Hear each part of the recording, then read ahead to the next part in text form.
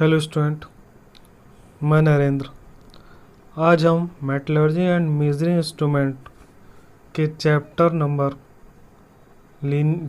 Name linear and angular measurement के MCQ based question करेंगे। तो जो हमने linear and angular measurement chapter पढ़ा था उसमें जो डिवाइस यूज़ हुए थे उस पर बेस आज हम एमसीक्यू क्वेश्चन करेंगे। तो स्टार्ट करते हैं, ठीक है। तो सबसे पहले हम क्वेश्चन देखते हैं इसमें कौन सा है हमारा। सबसे पहला क्वेश्चन है हमारा डेप्थ माइक्रोमीटर। डेप्थ माइक्रोमीटर का लीस्ट काउंट निम्न में से कितना होता है। जो हमारा डेप्थ माइक्रोमीटर होता है, माइक्रोमीटर आपने पढ़ा होगा, तो जो माइक्रोमीटर होता है, माइक्रोमीटर का जो लीस्ट काउंट होता है वो हमारा कितना होता है 0.01 mm। ठीक है। लिस्ट सभी डिवाइस के हमें लिस्ट काउंट याद करने हैं, ठीक है। लिस्ट काउंट पूछना मस्ट होता है, तो लिस्ट काउंट आपको याद करने। तो माइक्रोमीटर या फिर डेप्थ माइक्रोमीटर का लिस्ट काउंट कितना होता है 0.01 mm।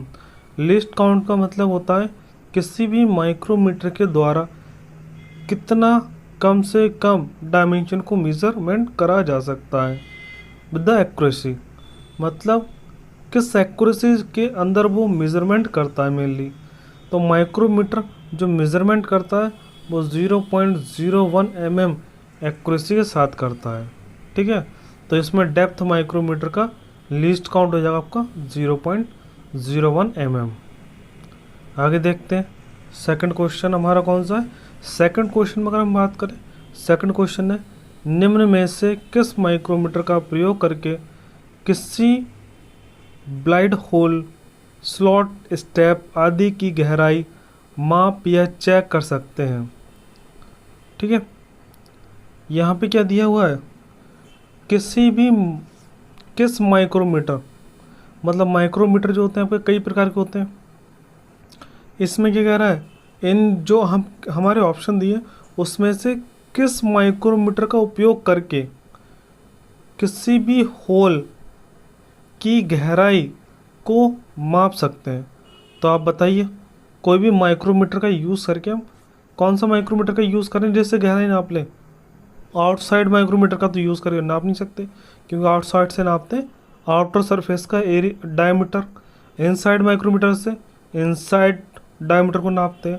जो डेप्थ माइक्रोमीटर होता है इसका यूज़ होता है किसी भी गहराई को मेज़रमेंट करने का। तो कौन सा माइक्रोमीटर यूज़ करेंगे डेप्थ गहराई को नापने के लिए, डेप्थ माइक्रोमीटर, ठीक है। तो दो क्वेश्चन हो गए। अगला क्वेश्चन हमारा कौन सा है, अगला क्वेश्चन है निम्न में से किस सिद्धांत पर डेप्थ माइक्रोमीटर को बनाया जाता है। तो जो डेप्थ माइक्रोमीटर होता है इसमें से किस सिद्धांत पर वर्क करता है। ऑप्शन है स्क्रू थ्रेड की लीड पर, ऑप्शन बी है पिच के सिद्धांत पर, ऑप्शन 3 है स्क्रू थ्रेड की लीड और पिच के सिद्धांत पर, ठीक है।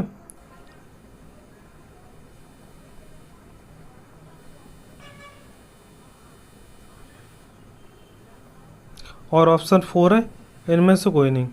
तो इसमें हमारा आंसर कौन सा हुआ, इसमें हमारा आंसर है ऑप्शन सी, स्क्रू थ्रेड की लीड और पिच के सिद्धांत पर। अब देखो इससे समझा देते हैं कैसे, क्योंकि जो आपने माइक्रोमीटर देखा ही होगा, तो जो डेप्थ माइक्रोमीटर है उसमें क्या होता है, जब हम उसकी सेटिंग करते हैं माइक्रोमीटर से मेज़रमेंट करते हैं, तो माइक्रोमीटर से जब मेज़रमेंट करते हैं तो हमारे एक थंबनेल होता है यहाँ पे गोल आकार गोल, और यहाँ पे मेन स्केल होता है।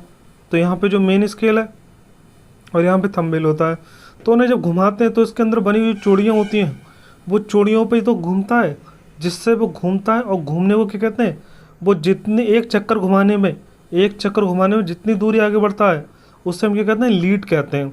तो कोई भी आपका जो माइक्रोमीटर होता है, कोई भी माइक्रोमीटर ले लो आप, माइक्रोमीटर किस सिद्धांत पर कार्य करेगा, स्क्रू थ्रेड की लीड और पिच के सिद्धांत पर। मतलब एक बार जब माइक्रोमीटर घुमाते हैं आप, इसका मतलब क्या है यहाँ पर, जैसे आप माइक्रोमीटर को एक बार घुमाते हैं तो एक बार घुमाने पर वो कितना माइक्रोमीटर आगे या पीछे बढ़ता है उससे कहते हैं हम लीड। तो तो जो लीड होता है नॉर्मली किसी माइक्रोमीटर का, तो एक लीड के बराबर होती है उसकी एक पिच, मतलब वो एक पिच डिस्टेंस आगे बढ़ता है एक बार घुमाने पर। तो आपका इसमें क्या होगा, डेप्थ माइक्रोमीटर को बनाया जाता है किस सिद्धांत के आधार पर, स्क्रू थ्रेड की लीड और पिच के सिद्धांत पर। ये अब चौथा क्वेश्चन है हमारा, निम्न में से किस माप तक की सूक्ष्मता को माइक्रोमीटर द्वारा मापा जा सकता है। ये क्वेश्चन अभी पढ़ा था हमने, उसमें डेप्थ माइक्रोमीटर था, यहाँ पर सिर्फ माइक्रोमीटर है।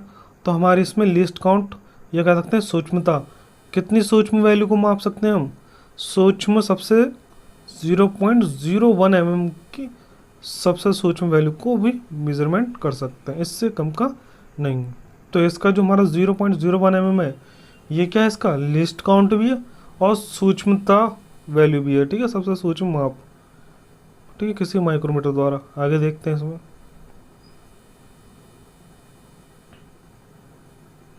अगला क्वेश्चन हमारा पाँचवें क्वेश्चन में क्या कह रहा है, बाहरी मापों को मापने के लिए किस माइक्रोमीटर का प्रयोग करेंगे। बाहरी माप, मान लो कोई गेंद है, ठीक, उसकी बाहरी आपको बाहरी डायमीटर निकालना है, तो डायमीटर वगैरह निकालना है, तो बाहरी माप को आपको निकालना है, तो कौन सा माइक्रोमीटर यूज़ करेंगे बताइए। Inside micrometer option A, option B depth micrometer, option C outside micrometer, और option D vernier depth gauge. कौन सा होगा इसमें ऑप्शन हमारा इसमें ऑप्शन होगा ऑप्शन सी। ऑप्शन सी का मतलब आउटसाइड माइक्रोमीटर का यूज़ करके हम क्या करेंगे, बाहरी मापों का मेजरमेंट करेंगे, ठीक है। अगला क्वेश्चन है हमारा सिक्स क्वेश्चन में क्या कह रहा है, किसी माइक्रोमीटर की प्रारंभिक रीडिंग क्या कहलाती है। मतलब किसी भी माइक्रोमीटर की जो प्रारंभिक रीडिंग होती है वो क्या कहलाती है, प्रारंभिक रीडिंग वो होती है हमारी जीरो रीडिंग, ठीक। आपको ऑप्शन कौन से दिए थे, इकाई रीडिंग, प्राथमिक रीडिंग, जीरो रीडिंग, इनमें से कोई नहीं। आपका ऑप्शन कौन सा है इसमें, जीरो रीडिंग। क्यों है जीरो रीडिंग, क्योंकि जब आपको माइक्रोमीटर होता है, जब हम उसका मेजरमेंट करना स्टार्ट करते हैं, तो स्टार्ट करने से पहले वो जो मेन स्केल होता है आपका, एक होता है मेन स्केल और एक होता है आपका कौन सा, एक इसमें होता है आपका जो हमारा थंबनेल है। तो थंबनेल दो स्केल होते हैं इसमें, थंबनेल स्केल या फिर कह सकते हैं एक मेन स्केल होता है। तो दोनों स्केल जो होते हैं वो जीरो पे सेट होते हैं शुरू में, जब हम मेजरमेंट करते हैं उससे पहले वो किस पे सेट होते हैं, वो उस समय जीरो पे सेट होते हैं। तो जीरो पे सेट होते हैं, तो ये क्या हो गया हमारा, तो इसका आंसर हो जाएगा जीरो रीडिंग। तो किसी माइक्रोमीटर की प्रारंभिक रीडिंग क्या कहलाती है, जीरो रीडिंग कहलाती है, ठीक है। ऑप्शन 7 क्या है, किस माइक्रोमीटर का प्रयोग अंदरूनी मापों को मापने के लिए किया जाता है। मतलब अंदरूनी माप है, मतलब इनसाइड डायमेंशन को मेजरमेंट करने के लिए कौन सा माइक्रोमीटर हम यूज़ करेंगे, ऑप्शन होगा हमारा इनसाइड माइक्रोमीटर, ठीक है। अगला क्वेश्चन देखते हैं, अगला क्वेश्चन हमारा है, निम्न में से कौन सी सावधानी इनसाइड माइक्रोमीटर का प्रयोग करते समय बरतनी चाहिए। मतलब किस सावधानी को बरतना चाहिए इनसाइड माइक्रोमीटर का उपयोग करते समय। ऑप्शन ए की बात करें, ऑप्शन है हमारा ऑप्शन ए है, रीडिंग लेने से पहले माइक्रोमीटर की शून्य त्रुटि चेक करनी चाहिए। मतलब वो चेक करना चाहिए कि वो दोनों डायमेंशन जो हो वो शुरू में सेट हो जीरो जीरो पे, ठीक है। उसके बाद हम उस मेजरमेंट करने स्टार्ट करते हैं। तो पहला काम होता है हमारा जीरो जीरो पे सेट होनी चाहिए। दूसरा है, माइक्रोमीटर को कटिंग टूल्स के साथ मिलाकर नहीं रखना चाहिए। सही बात है, माइक्रोमीटर को कटिंग टूल के साथ मिला के नहीं रखना चाहिए। माइक्रोमीटर का प्रयोग कभी भी घूमते हुए जॉब पर नहीं करना चाहिए। उसी जॉब पे करेंगे जो एकदम स्थिर हो, किसी घूमते हुए जॉब पे तो हम यूज़ नहीं कर सकते। तो इसका ऑप्शन क्या होगा आपका, ऑप्शन होगा डी, क्योंकि ये तीनों ऑप्शन आपके क्या है, सही है। तो ये तीनों सावधानियों का हमें याद रखना चाहिए जब माइक्रोमीटर का उपयोग करते हैं।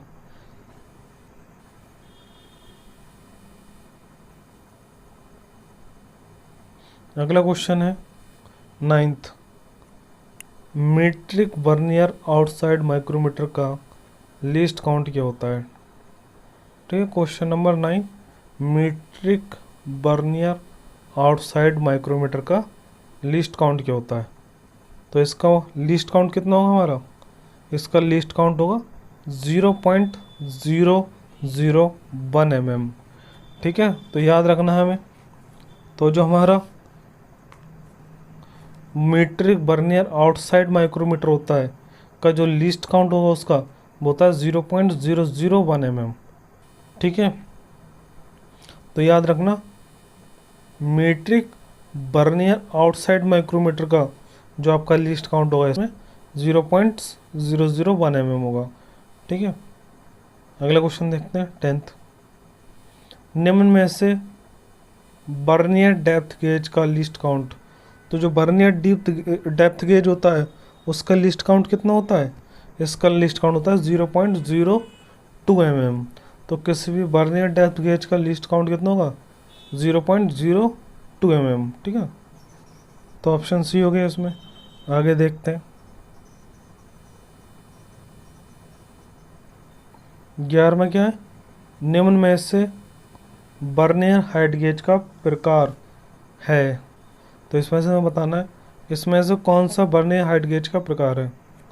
तो क्वेश्चन 11, निम्न में से बर्नियर हाइट गेज का प्रकार है, तो कौन सा होगा इसमें। पहला ऑप्शन है fix vernier height gauge, option B है adjustable vernier height gauge, option C है उपयुक्त दोनों, ऑप्शन डी है उपयुक्त में से कोई नहीं। तो इसमें आपका ऑप्शन कौन सा होगा, ऑप्शन होगा सी, क्योंकि जो बर्नियर हाइट गेज होता है हमारा, बर्नियर हाइट गेज का जो प्रकार है एक है फिक्स बर्नियर हाइट गेज और दूसरा है एडजस्टेबल बर्नियर हाइट गेज। तो हमारा क्वेश्चन जो है निम्न में से बर्नियर हाइट गेज का प्रकार कौन सा है। तो बर्नियर हाइट गेज दो तरह के होते हैं, फिक्स बर्नियर हाइट गेज होता है और एक होता है एडजस्टेबल बर्नियर हाइट गेज। ठीक है, तो ये हमारे ऑप्शन जो है उपयुक्त तो दोनों आ जाएगा, ऑप्शन सी। आगे देखते हैं क्वेश्चन नंबर 12, निम्न में से किस उपकरण का प्रयोग गहराई की माप की सूक्ष्मता को मापने के लिए किया जाता है। मतलब किसी भी गहराई को नापने के लिए इसमें से कौन सा इक्विपमेंट हम यूज़ करेंगे। तो हमारा इसमें ऑप्शन कौन सा है, ऑप्शन ए है depth micrometer, option B vernier bevel protractor, option C inside micrometer, option D vernier depth gauge. तो हमारा जो इसमें ऑप्शन होगा वो कौन सा होगा, ऑप्शन डेप्थ माइक्रोमीटर। तो डेप्थ माइक्रोमीटर का यूज़ करके गहराई की मापों को सूक्ष्मता के साथ मापा जाता है। ठीक है, डेप्थ माइक्रोमीटर के साथ। अब क्वेश्चन नंबर देखते हैं 13। क्वेश्चन 13 क्या है, किसी कोण को 1 डिग्री से अधिक सूक्ष्मता में मापने व चेक करने के लिए किस उपकरण का प्रयोग किया जाता है। तो ऑप्शन ए है vernier bevel protractor, option B है साधारण बेवल प्रोटेक्टर, ऑप्शन सी है vernier depth gauge, option D है इनसाइड माइक्रोमीटर। तो क्वेश्चन हमारा क्या है, किसी कोण को 1 डिग्री से अधिक सूक्ष्मता में मापने व चेक करने के लिए किस उपकरण का प्रयोग करते हैं।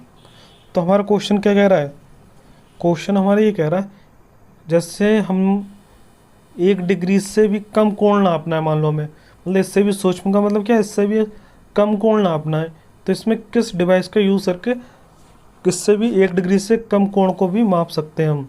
तो कौन सा डिवाइस होगा इसमें, इनसाइड माइक्रोमीटर तो होगा ही नहीं, इसका तो कोई मतलब ही नहीं है। पर बर्नियर डेप्थ गेज ये तो गहराई के लिए यूज़ होगा, इसका भी कोई मतलब नहीं है। साधारण बेवल प्रोटेक्टर जो हम यूज़ करते हैं, प्रोटेक्टर वगैरह वर्कशॉप वगैरह में यूज़ होते हैं, उनका भी 1 डिग्री से कम का एंगल नहीं नाप सकते। तो जो हमारे बर्नियर बेवल प्रोटेक्टर होता है, बर्नियर बेवल प्रोटेक्टर, तो इसका यूज़ करा जाता है। ठीक है, 1 डिग्री से कम के कोण को मापने के लिए। तो आपका ऑप्शन हो गया इसमें C vernier bevel protractor. Question number 14 देखते हैं, निम्न में से किस उपकरण का प्रयोग गियर के दांतों को माप की सूक्ष्मता से चेक करने के लिए किया जाता है। मतलब जो हमारे गियर के जो दांत होते हैं कि मापों की सूक्ष्मता को चेक करने के लिए किया जाता है। तो ऐसा कौन सा डिवाइस है जिसका यूज़ करके किसी भी गियर के जो टीथ होते हैं, टीथ को माप सकते हैं, टीथ को नाप सकते हैं। तो इसमें से कौन सा होगा हमारा, ऑप्शन पहला है vernier depth gauge, depth gauge तो होगा ही नहीं, गहराई नापने के लिए यूज़ होता है। इसमें वो उसकी सूक्ष्मता, मतलब टीथ वगैरह तो माप नहीं सकता, टीथ की चौड़ाई वगैरह माप ही नहीं सकता वर्नियर डेप्थ गेज से। और वर्नियर बेवल गेज जो होता है हमारा, इससे एंगल नापते हैं। हमारा ऑप्शन कौन सा बी है, गियर टूथ वर्नियर कैलिपर। तो जो गियर टूथ वर्नियर कैलिपर होता है इसका उपयोग करते हैं हम। गियर टूथ वर्नियर कैलिपर का उपयोग करके ही क्या करते हैं, किसी भी गियर के दांतों की माप को मापा जाता है। तो ऑप्शन बी होगा हमारा gear tooth vernier caliper. Question number 15 देखते हैं। क्वेश्चन नंबर 15 क्या है, डिजिट आउटसाइड माइक्रोमीटर तथा काम्बी माइक्रोमीटर का लीस्ट काउंट होता है। ठीक है, इसमें हमें बताना, लीस्ट काउंट बताना है। तो लीस्ट काउंट इसका होता है हमारा 0.001 mm।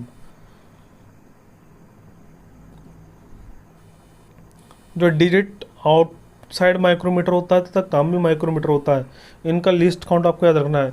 जो नॉर्मली माइक्रोमीटर होते हैं उनका लीस्ट काउंट कितना होता है, 0.01 mm होता है। ठीक है, जो नॉर्मल माइक्रोमीटर होते हैं हमारे। लेकिन जो डिजिटल माइक्रोमीटर होते हैं, या फिर यहाँ पर डिजिटल लिखा है, डिजिटल होगा, तो जो डिजिटल माइक्रोमीटर होते हैं, जो कंप्यूटराइज होते हैं माइक्रोमीटर, उनका लीस्ट काउंट होता है 0.001 mm। तो याद रखना है ये। अगला क्वेश्चन हमारा, निम्न में से किसके द्वारा वर्नियर हाइट गेज का साइज निर्देशित किया जाता है। तो जो हमारा वर्नियर हाइट गेज होता है, पढ़ा है इसके बारे में हमने। तो वर्नियर हाइट गेज का जो साइज होता है किसके द्वारा निर्देशित किया जा सकता है, मतलब हम कह सकते हैं एक तरह से जो वर्नियर हाइट गेज की जो हाइट होती है, वो उसमें मेन कौन सा पार्ट होता है जिसकी वजह से उसकी हाइट होती है इतनी, कौन सा होगा हमारा, बीम की चौड़ाई, बीम की ऊंचाई, हाइट गेज का भार, स्क्राइबर का साइज। कौन सा ऑप्शन होगा इसमें से,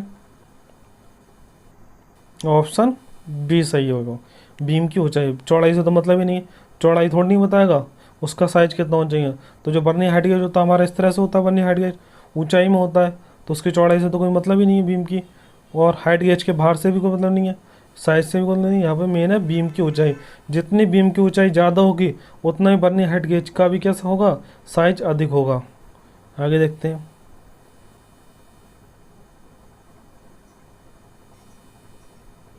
अगला क्वेश्चन कौन सा है, 16 क्वेश्चन है, मेजरिंग टेप की रेंज कितनी होती है। तो जो मेजरिंग करने वाला जो टेप होता है, मेजरमेंट करने वाला जो टेप होता है, उसका रेंज कितना होता है। उसका रेंज हमारा ऑप्शन ए है 100 मीटर, ऑप्शन बी है 1000 मीटर, ऑप्शन सी है अनंत, ऑप्शन डी है इनमें से कोई नहीं। ठीक है, तो जो हमारा मेजरिंग टेप होता है उसका रेंज का मतलब क्या होता है, वो अधिक से अधिक कितनी मीटर की लंबाई को मेज़र कर सकता है। आप सोचिए, किसी भी अगर बात करें जो मेजरिंग टेप होते हैं, मेजरिंग टेप की मैक्सिमम हाइट अगर मान लो 100 मीटर है, तो वो कितनी अधिक मीटर की लंबाई को नाप सकता है, वो नाप सकता है इनफाइनाइट। क्यों, मेजरिंग टेप को एक बार लगा दिया, फिर उसी दूरी पे आगे हमने उस लगा दिया, फिर उसी के आगे हमने और दोबारा से लगा दिया उठा के। तो मेजरिंग टेप का क्या है, पहले आपने क्या करा, मान लो ये टोटल लंबाई नापनी थी, सबसे पहले आपने यहाँ से यहाँ तक की नाप ली, फिर यहाँ से यहाँ तक की नाप ली, फिर यहाँ से यहाँ तक की। तो इसकी क्या होती है, मेजरिंग टेप की जो रेंज होती है वो होती है इनफाइनाइट। आप कितनी भी लंबाई से नाप सकते हैं मेजरिंग टेप से। ठीक है, अब देखते हैं 18 क्वेश्चन क्या है, वर्नियर हाइट गेज के द्वारा मार्किंग करते समय कार्य को क्या करना चाहिए। पहला है एंगल प्लेट के द्वारा आश्रय देना चाहिए, दूसरा है किसी अन्य वर्कपीस के द्वारा आश्रय देना चाहिए, एक हाथ द्वारा पकड़ा जाना चाहिए, बिना आश्रय दिए पकड़ा जाना चाहिए। तो इसमें ऑप्शन कौन सा होगा, देखिए हमारे क्वेश्चन की बात करें तो आपने वर्नियर हाइट गेज के बारे में पढ़ा था। तो वर्नियर हाइट गेज के दो काम होते हैं, एक तो वो गहराई को भी नाप सकता है, वर्नियर हाइट गेज हाइट को नाप सकता है, या फिर वो मार्क करने के लिए भी यूज़ होता है मार्किंग में। तो मार्किंग करते समय की बात हो रही है यहाँ पर। तो जब हम वर्नियर हाइट गेज द्वारा क्या कर रहे हैं, मार्किंग कर रहे हैं, मतलब किसी डिवाइस को अगर मान लो कट करना तो उसे मार्क करते हैं, तो उसे मार्क कर रहे हैं वर्नियर हाइट गेज द्वारा। तो वर्नियर हाइट गेज से जब मार्किंग कर रहे हैं करते समय कार्य को, जो हमारा कार्यखंड होता है, वर्कपीस होता है, वर्कपीस को क्या करना चाहिए, वर्कपीस को एंगल प्लेट के द्वारा आश्रय देना चाहिए। एंगल प्लेट का यूज़ करते हैं सपोर्ट देने के लिए, जिससे वो आसानी से उस पर मार्किंग कर पाएँ, वो हिले नहीं। ठीक है, तो एंगल प्लेट के द्वारा आश्रय देते हैं उसके वर्क किसके लिए, जब वो उस पर मार्किंग करी जाती है। अगला क्वेश्चन देखते हैं।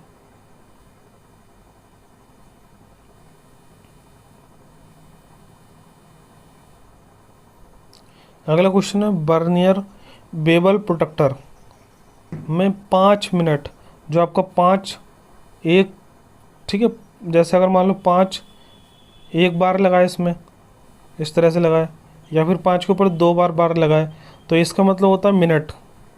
इसके मतलब क्या होता है यहाँ पे मिनट, और यहाँ पे क्या है, ये 5 इंच है। यहाँ पर 2 बार लगाओ तो 5 इंच है, एक बार तो 5 मिनट। तो जो हमारा बर्नियर बेवल प्रोटेक्टर होता है, इसका लीस्ट काउंट कितना होता है, 5 मिनट होता है, 5 मिनट। बर्नियर बेवल प्रोटेक्टर का लीस्ट काउंट होता है 5 मिनट। अब देखते हैं क्वेश्चन में क्या कह रहा है। ठीक है, बर्नियर बेवल प्रोटेक्टर का आपको वैसे भी याद रखना है, 5 मिनट होता है लीस्ट काउंट। क्वेश्चन में कह रहा है बर्नियर बेवल प्रोटेक्टर में 5 मिनट की लीस्ट काउंट प्राप्त करने के लिए मेन स्केल की 23 डिग्री को कितने बराबर भागों में विभाजित किया जाता है। ऑप्शन ए है बर्नियर स्केल पर 12 बराबर भागों में। ऑप्शन बी है बर्नियर स्केल पर 22 बराबर भागों में। ऑप्शन सी है बर्नियर स्केल पर 24 बराबर भागों में। ऑप्शन सी है बर्नियर स्केल को 25 बराबर भागों में। इसमें से अगर हम बात करें, जो हमारा ऑप्शन होगा वो ऑप्शन हमारा है ए, बर्नियर स्केल पर 12 बराबर भागों में बांटा जाता है। तो जो हमारा बर्नियर बेवल प्रोटेक्टर होता है उसमें 5 मिनट की लीस्ट काउंट प्राप्त करने के लिए आपको, जो लीस्ट काउंट प्राप्त करते हैं ना, अब लीस्ट काउंट का जो फॉर्मूला होता है उसमें जो स्केल होता है मेन स्केल के तो 23 डिग्री वाला जो खाना होता है उससे 12 बराबर खानों में हम बांटते हैं, उसके बाद मेजरमेंट कर पाते हैं। ठीक है, ये आपको याद रखना है।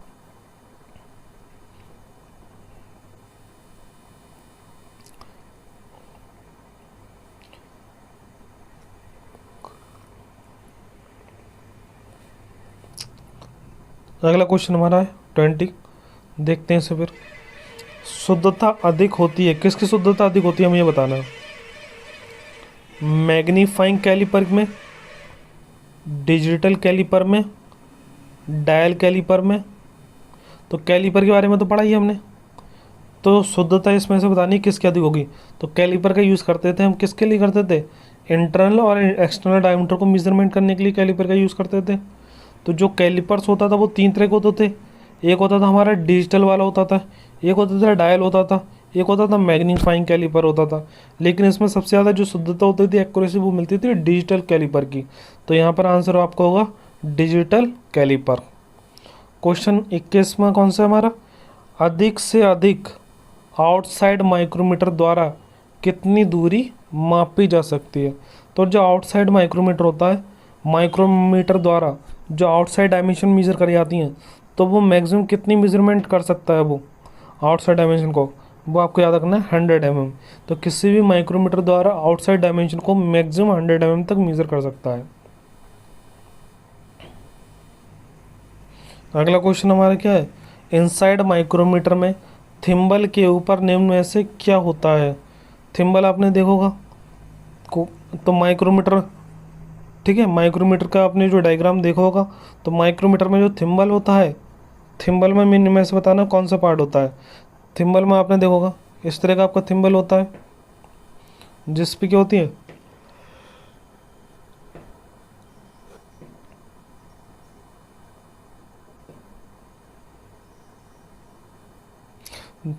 देखिए यहाँ पर थिम्बल आपने देखोगा इस तरह से होता है, उस पर रीडिंग लिखी होती है अलग अलग। तो इसके ऊपर हमारा ऊपर एक पार्ट होता है देखोगा आपने, और एक नीचे इधर में साइड में भी होता है। तो जो मेन माइक्रोमीटर में अगर हम बात करें, इसमें से कौन सा पार्ट होता है, ऑप्शन दिया हमें रैचेट और फिक्स एनविल और मूवेबल एनविल, और इनमें से कोई नहीं। तो इनमें से आंसर हमारा कौन सा होगा 22 में का। देखो रैचेट की बात करें तो रैचेट कहाँ होता था, रैचेट आपने देखोगा रैचेट होता था हमारा पीछे, माइक्रोमीटर के पीछे वाला भाग होता था हमारा रैचेट। तो ये तो होगा नहीं, एक है हमें फिक्स एनविल और दूसरा बचा मूवेबल एनविल। तो इनमें से हमारा आंसर कौन सा होगा, फिक्स एनविल होगा या मूवेबल एनविल होगा। तो एनविल आपका याद होगा, एक हमारा होता है फिक्स एनवेल और एक होता है मूवेबल एनवेल। तो इसमें से हमारा ऑप्शन जो होगा, हमारा आंसर होगा इसमें से ऑप्शन सी, फिक्स एनवेल होगा। ठीक है, क्वेश्चन नंबर अब देखते हैं 23। तो जिससे माइक्रोमीटर के डायग्राम याद नहीं हो तो एक बार क्वेश्चन करने से पहले उस डायग्राम को सही से देख लें, जिससे आप आसानी से क्वेश्चन कर पाएंगे। तो आगे देखते हैं 23 क्वेश्चन। यूनिवर्सल बेवल प्रोडक्टर का सिद्धांत निम्न में से किसके बराबर होता है? जो यूनिवर्सल बेवल प्रोडक्टर होता है उसका सिद्धांत निम्न में से किसके बराबर होता है? ऑप्शन ए है vernier bevel protractor, option B है depth micrometer, option C dial test indicator, option D fixed gauge. तो इसमें से हमारा ऑप्शन कौन सा सही होगा? ऑप्शन ए है हमारा इसमें से वर्नियर बेवल प्रोडक्टर। ठीक है, सबसे ज़्यादा जो शुद्धता मेजरमेंट करता है प्रोडक्टर में से वो भी कौन सा होता है? वर्नियर। ठीक, और जो हमारा यूनिवर्सल बेवल प्रोडक्टर का सिद्धांत है किसके बराबर होता है? वो भी हमारे वर्नियर बेवल प्रोडक्टर के बराबर ही होता है। ठीक है, सबसे ज़्यादा जो इंडस्ट्री में यूज़ कराता है वो भी कौन सा होता है? वर्नियर बेवल प्रोडक्टर होता है। आगे देखते हैं।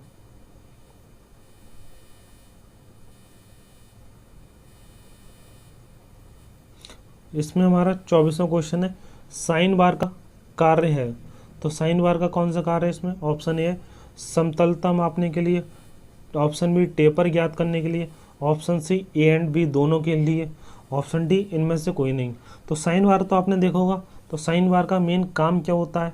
अगर आपने साइन बार का उपयोग करा है तो समझ जाएंगे आप। साइन बार का हम यूज़ जो करते हैं मेनली हम करते थे यहाँ पर किसी भी वस्तु का किस एंगल पर झुकी हुई है वो हम मेज़रमेंट करने के लिए यूज़ करते थे। ठीक, यहाँ पर हम क्या करते थे, साइड में हम जो है स्लिप गेज का भी यूज़ करते थे।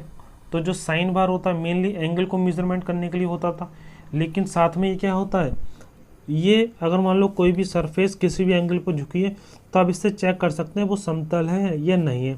तो समतल है या नहीं है ये भी चेक कर सकते हैं। मतलब एंगल का मेज़रमेंट करने का मतलब क्या है, यहाँ पे कोई वस्तु किसी एंगल पर झुकी है तो आप मेज़रमेंट करके ये भी बता सकते हैं वो समतल है कि नहीं है। मतलब कोई वस्तु है वो अगर आपको लग रही है वो सरफेस एकदम फ्लैट है तो आप चेक करके देख सकते हैं कि उसकी सरफेस फ्लैट है या नहीं है, मतलब किसी एंगल पर झुकी है या नहीं है। तो इससे आप क्या क्या चेक कर सकते हैं आप, इससे आप उस साइन बार जो होता है साइन बार से समतलता भी माप सकते हैं, जो समतल है वो फ्लैट है या नहीं है, समतलता भी माप सकते हैं। साथ में टेपर जो सरफेस होता है वो किस एंगल पर टेपर है तो ये भी हम चेक कर सकते हैं। तो टेपर को ज्ञात कर सकते हैं साइन बार से, साथ ही समतलता को भी चेक कर सकते हैं। तो इसमें आपका आंसर होगा option C, A and B दोनों। तो हमारा 25वां क्वेश्चन देखते हैं। 25वां क्वेश्चन क्या कह रहा है? 25वां क्वेश्चन है, निम्न में से कहाँ पर वर्नियर माइक्रोमीटर का वर्नियर स्केल बना होता है? ठीक है, 25 में क्या है, निम्न में से कहाँ पर वर्नियर माइक्रोमीटर का वर्नियर स्केल बना होता है? ठीक है, तो आपने माइक्रोमीटर तो देखा ही होगा। तो उस माइक्रोमीटर में जो वर्नियर स्केल होता है, इसमें वर्नियर माइक्रोमीटर में तो वर्नियर स्केल किस पे बना होता है आपको ये बताना है। इसमें थिम्बल पे बना होता है या फिर अन्यत्र, मतलब अन्य पे, इनमें से कोई नहीं, या फिर स्लिप पर। आपको याद होगा तो जो माइक्रोमीटर होता है, माइक्रोमीटर में एक ये वाला पार्ट होता है हमारा जिसपे इस तरह से खाने बने होते हैं, इस पे भी बने होते हैं। तो ये दो स्केल होते हैं, जो ये वाला स्केल होता है और एक ये स्केल होता है। इसमें से अगर हम बात करें तो जो हमारा माइक्रोमीटर का वर्नियर स्केल होता है, इसमें से वर्नियर स्केल कौन सा होगा? इसमें हमारा ऑप्शन होगा इसमें बी, स्लीप पर। तो जो स्लीप होता है, स्लीप पर क्या होता है, वर्नियर का मुख्य स्केल कह सकते हैं, वर्नियर स्केल होता है माइक्रोमीटर का वर्नियर स्केल। ठीक है, तो जिसने माइक्रोमीटर का डायग्राम याद नहीं हो वो एक बार डायग्राम देख लें जिससे आपको क्लियर हो जाएगा। तो निम्न में से कहाँ पर वर्नियर माइक्रोमीटर का वर्नियर स्केल बना होता है? तो बना होता है हमारे स्लीप पर बना होता है। ठीक है, ऑप्शन हो गया इसमें बी। क्वेश्चन देखते हैं 26। क्वेश्चन देख रहे हैं 26। ठीक, 26 में कह रहा है, निम्न में से किस जगह पर माइक्रोमीटर का डेटम लाइन होता है? तो आपको पता है माइक्रोमीटर में आपके दो स्केल होते हैं। ये वाला जो स्केल होता है आपका इस तरह से खाने वाले होते हैं, वो होता है हमारा थिम्बल वाला पार्ट। थिम्बल वाला पार्ट होता है, और इस तरह से जो स्केल होता है, इस वाले स्केल को हम क्या कहते हैं, स्लिप वाला स्केल कहते हैं, ठीक है, स्लिप वाला स्केल कहते हैं।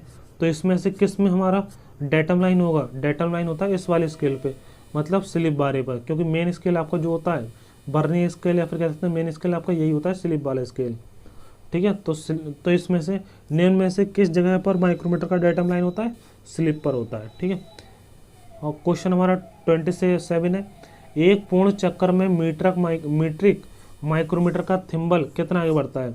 तो जो आप उसे घुमाते हैं माइक्रोमीटर के लिए, उससे डायमेंशन को चेंज करने के लिए तो घुमाते हैं, तो एक उसके मूवमेंट में, एक पूरे चक्कर में, तो मीट्रिक माइक्रोमीटर का जो थिम्बल होता है गोल वाला, ठीक है, कौन सा थिम्बल होता है, ये वाला जो थिम्बल होता है, ये वाला जो थिम्बल होता है, इसे घुमाते हैं तो एक चक्कर में कितना आगे बढ़ता है, एक चक्कर में कितना बढ़ेगा, ऑप्शन होगा इसमें सी, 0.50 mm, ठीक है, ये याद रखना है आपको।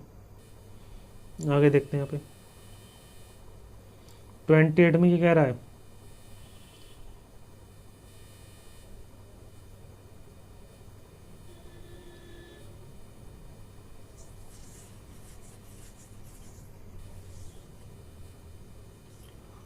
क्वेश्चन है 28 में क्या कह रहा है, बर्नियर बेवल प्रोटेक्टर का लीस्ट काउंट कितना होता है। तो हमने इसके बारे में पढ़ा था, बर्नियर बेवल प्रोटेक्टर का जो लीस्ट काउंट होता है, बेवल प्रोटेक्टर का लीस्ट काउंट देखा था कितना था, 5 मिनट, ठीक है। 29वां क्वेश्चन देखते हैं, निम्न में से मीट्रिक माइक्रोमीटर की लीस्ट काउंट। तो जो मीट्रिक माइक्रोमीटर होता है उसका लीस्ट काउंट कितना होता है, 0.01 mm। मीट्रिक माइक्रोमीटर का लीस्ट काउंट होता है 0.01 mm, और डिजिटल माइक्रोमीटर का 0.001 mm, ठीक है। अब क्वेश्चन देख, क्वेश्चन 30 में कह रहा है, किसी आउटसाइड माइक्रोमीटर की सही रीडिंग कैसे ले सकते हैं। तो किसी भी आउटसाइड माइक्रोमीटर की सही रीडिंग लेने का कौन सा तरीका होगा, पहला हमारा है वास्तविक रीडिंग से में निगेटिव एरर को जोड़कर, बी है वास्तविक रीडिंग में निगेटिव एरर को घटाकर, ऑप्शन सी है वास्तविक रीडिंग में निगेटिव एरर को दोगुना जोड़ने पर, ऑप्शन डी है वास्तविक रीडिंग में निगेटिव एरर को दोगुना घटाने पर। तो इसमें से कौन सा ऑप्शन होगा हमारा, बताइए। जो हमारा क्वेश्चन थर्ड है 30वां जो क्वेश्चन है, तो किसी भी आउटसाइड माइक्रोमीटर की सही रीडिंग कैसे ले सकते हैं। तो किसी, इसका फॉर्मूला शायद आपको याद होगा, तो उसमें क्या करते थे हम, वास्तविक रीडिंग में निगेटिव एरर को क्या करते थे, जोड़ देते थे। तो निगेटिव एरर को जोड़ते थे, तो आपको याद होगा इसका फॉर्मूला, उसमें हम एडिशन करते थे बाद में, वास्तविक जो ओरिजिनल रीडिंग होती थी उसमें बाकी बाद में क्या करते थे, एडिशन करते थे। तो इसमें हमारा ऑप्शन कौन सा होगा, ऑप्शन ए सही है, ठीक है। तो ये हमारे आज का यही इतने क्वेश्चन काफ़ी है, बाकी हम नेक्स्ट वीडियो में और इसके एमसीक्यू